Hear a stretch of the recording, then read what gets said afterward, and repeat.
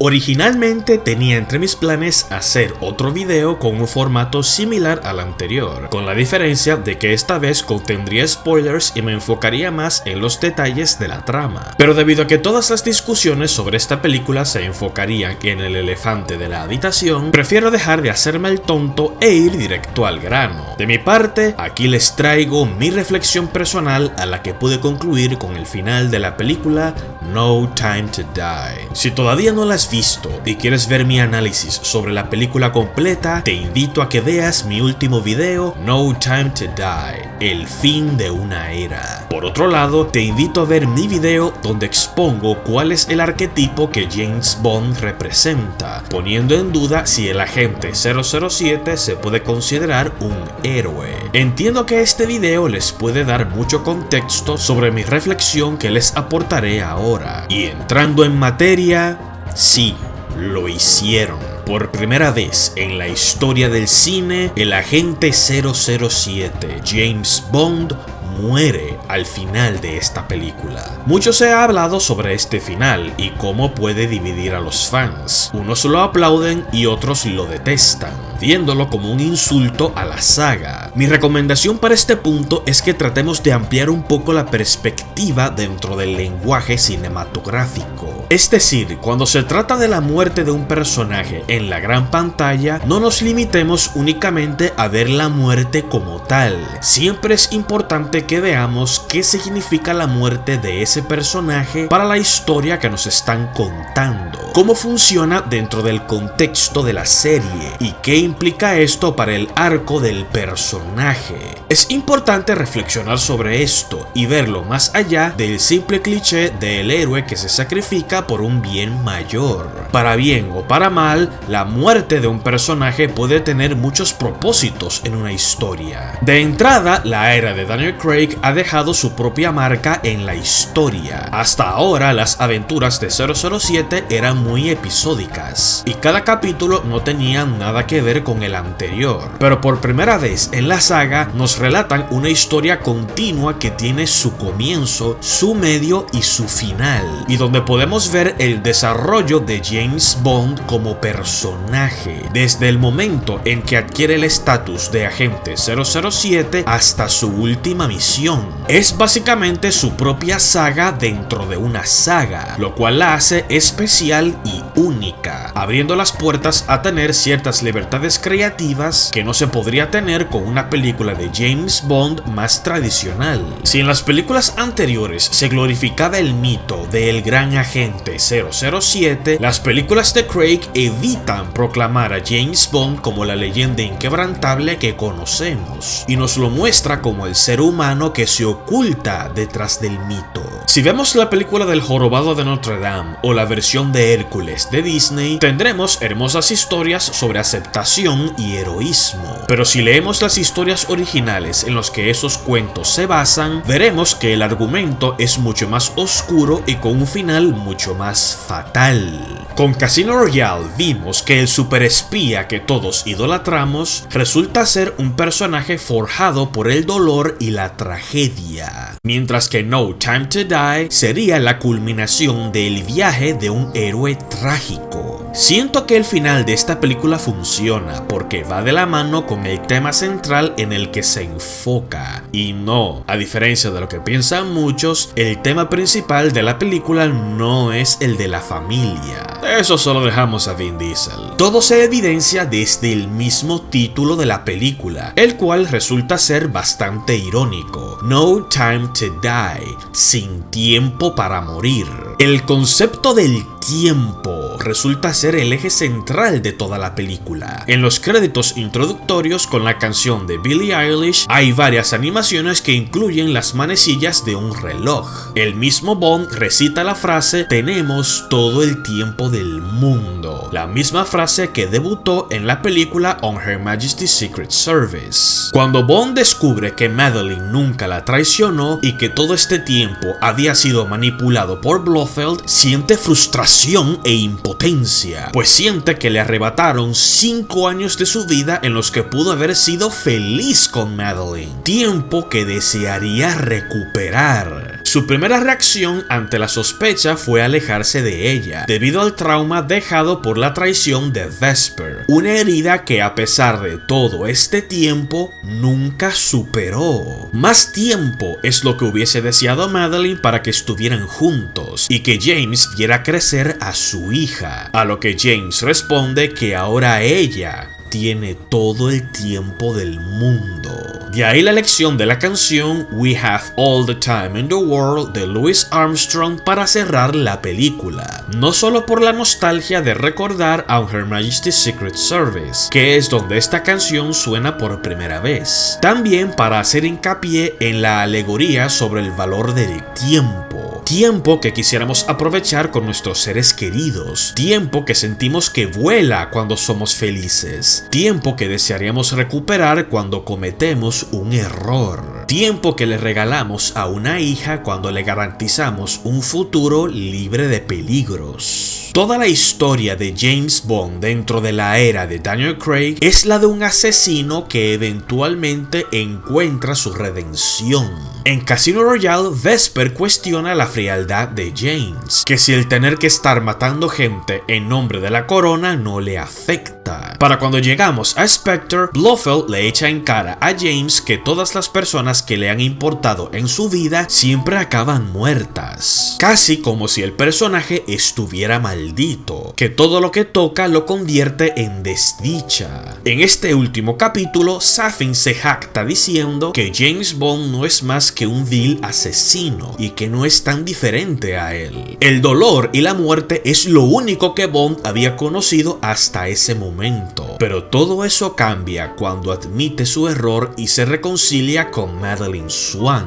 Justo en ese momento, Bond descubre que tiene una hija. Claro, en este momento Madeleine niega que es suya, pero Bond siente una conexión inmediata con esta criatura. Esto lo cambia absolutamente todo, porque a partir de aquí James no está actuando pensando únicamente en sí mismo. Ahora le urge esta necesidad de proteger a esta niña y a su madre. Este giro de la trama podrá ser chocante para la audiencia, pero lo es todavía más para el personaje mismo, pues dada la naturaleza de su trabajo y por el estilo de vida que ha llevado todo este tiempo, jamás se visualizó como un padre de familia. Algo irónico, tomando en cuenta que James creció siendo huérfano, debido a que sus padres murieron en un accidente de alpinismo. Este es un medio para sacar al personaje de su zona cómoda de la manera más extrema. En todas las películas anteriores, la duda siempre fue que si Bond podría salir de X situación o si podrá detener al villano. Pero esta película lo lleva más allá, pues la prioridad ya no es solamente la misión. Por primera vez, James Bond tiene algo que perder. Una oportunidad para redimirse y ser algo más que el asesino que todos recalcan que es. Todo esto es lo que hace que la última acción de Safin sea todavía más cruel. Al final, Safin termina infectando a James con una variante del virus, con la cual sería capaz de matar a sus seres queridos con solo acercarse, convirtiendo a Bond en un arma de destrucción masiva andante. La tragedia que siempre caracterizó a James de destruir todo lo que toca, Safin lo materializó en algo literal. Hay algo casi poético con este giro, pues todo ser querido a quien Bond le ha importado termina muerto, debido a los peligros que conlleva la vida de un espía. Es como si la muerte siempre fue lo único para lo que Bond tenía tiempo hasta este momento. Pero ahora Spectre ya no existe, Safin fue derrotado y las cosechas de sus plantas serán destruidas. Ya no queda ninguna amenaza en el mundo. Bueno, solo una: el mismo James Bond. Ahora que ya no queda ningún enemigo a quien enfrentar, ahora James literalmente jamás podrá volver a tocar a sus seres queridos. Pero, ¿saben qué es lo más curioso de este final? Que en la última toma de Daniel Craig, el personaje no muestra ninguna señal de arrepentimiento ni decepción. Todo lo contrario, muestra una auténtica sonrisa de satisfacción. Como dijo el mismo Safin, la vida se trata de dejar un legado detrás. Y por primera vez, James Bond dejó algo detrás que no fuera solo muerte y sufrimiento. Esta vez dejó un buen legado. En este caso, a una criatura y a una madre que tendrán toda la vida por delante. Una familia que tendrá todo el tiempo del mundo. Y para James Bond, eso es más que suficiente. El tiempo para morir no importa. Ahora lo que sobra es tiempo para vivir. En la escena en que los compañeros de James se reúnen para recordarlo tras su muerte, Mallory lee una cita que me conmovió bastante, del autor Jack London. La función del hombre es vivir, no existir. No voy a gastar mis días tratando de prolongarlos. Voy a aprovechar mi tiempo.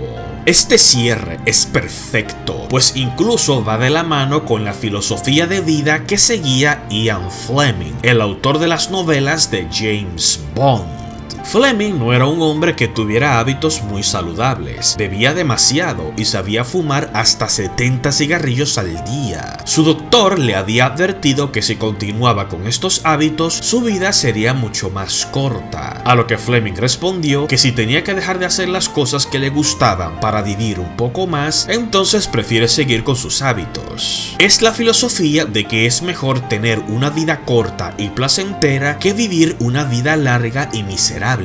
Lo mismo puede aplicar perfectamente para James Bond en esta escena. ¿Infectado con el virus y sin poder acercarme jamás a mis seres queridos? No, gracias. Prefiere vivir los últimos minutos de su vida con la satisfacción de que liberó al mundo de todo mal y que su familia tendrá una vida por delante. Como yo lo veo, de manera muy personal, el Bond de Daniel Craig no pudo tener un final más perfecto. Y es importante ver esto en perspectiva, porque puede sonar contradictorio, pero no toda tragedia es necesariamente un final triste, de la misma forma que no toda conclusión satisfactoria es necesariamente un final feliz. Toda despedida siempre deja, en cierta forma, un cierre agridulce, y si vemos todo el arco que el Bond de Craig ha tenido desde Casino Royale hasta No Time to Die, nos daremos cuenta que este final no solamente era la conclusión lógica para su arco, también era necesaria.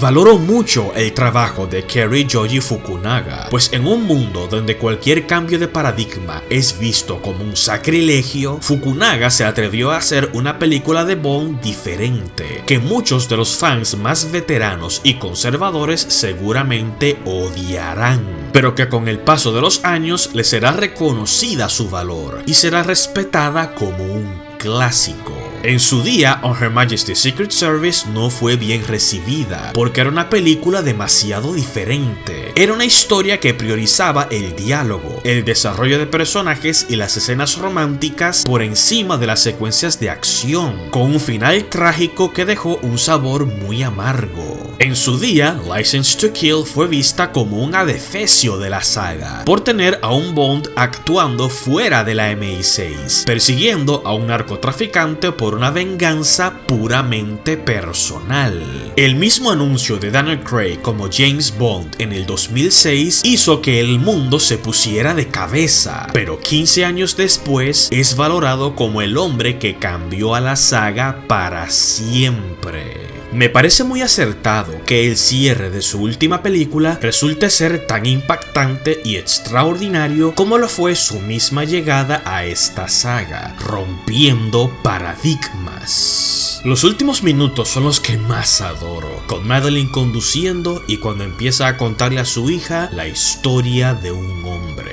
Dudo que esta haya sido la intención y esto es solo una loca idea mía, pero me gustaría creer que esas historias que Madeleine le contará a su hija Matilda serán esos increíbles relatos por los que nosotros recordamos al agente 007, ese hombre implacable que todo lo podía, esa leyenda con las aventuras más increíbles que nos ayudaban a escapar de la realidad. Su nombre ya todos lo conocemos. Bond. James Bond. Que conste que todo lo expuesto en este video no es más que una interpretación personal y subjetiva del final de esta película. Les invito a que hagan sus propias interpretaciones y que las compartan abajo en los comentarios. Estoy seguro que será una discusión muy interesante. Una vez más, muchísimas gracias por su apoyo. Nos vemos en el próximo video, agentes. Flick fuera.